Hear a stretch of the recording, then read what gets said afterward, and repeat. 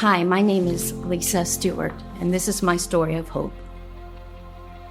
Would you go ahead and tell us about what happened to you that day? 22 years ago, in 2002, my best friend, another nurse, we were coming back from lunch. We had parked the car. She got out, and I heard a gunshot. And I look over, and all I could think was to get to my friend. I'm a nurse. So I jumped out of the vehicle, ran around the back. As soon as I got to her, I got shot. I went in my back, out my stomach. I didn't know who it was. I was in a drug-induced coma for 8 days. They were giving my family 10% less for me to live because he shot us with a high-velocity gun. Come to find out, I woke up after that and found that it was her husband that had gunned us down in the parking lot. She unfortunately did not survive, and I was in the hospital for 4 months. I was told I would never walk again, which I tried to explain it, but I had God in my heart the whole time. Things kept happening, like the incision that I had broke open, and I had a big wound there, but even through that, I just had this calm, peaceful feeling, knowing that God was there for me. He put the right people with me. He gave me the right doctor, the right nurses. There are people that ask me, and quite often, how do you keep going with all the pain that you have? Because I do have significant pain in this leg. And I've even had trial stimulators that didn't work. I've had so much done. But I just, like I say, I have this peace in my heart.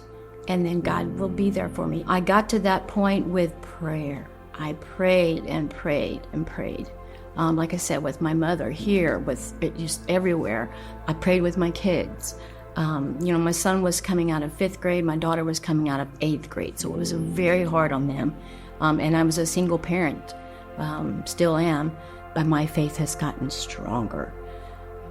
Knowing that, like I said, this was a trial, and I'm giving out everything I have to God.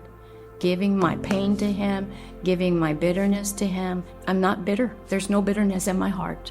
No bitterness for the person that shot me, which I did have trouble with forgiveness.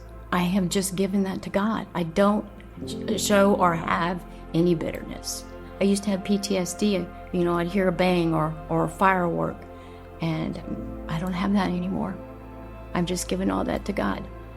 Some encouragement that I would give to anyone who's having doubt: continue to pray. Open your heart. I know it's hard. You're working all the time. You've got kids to take care of, but you have to make time for God. You have to make time in prayer and listen. Listen for God to talk back to you, because He does.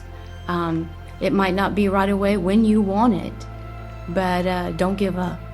Don't give up. Give yourself hope, knowing that He is there. In my past life, I let the world take hold of me and not God. So that, therefore, I have flipped that. And I let God take hold of me and not the world. Because we're just flesh here.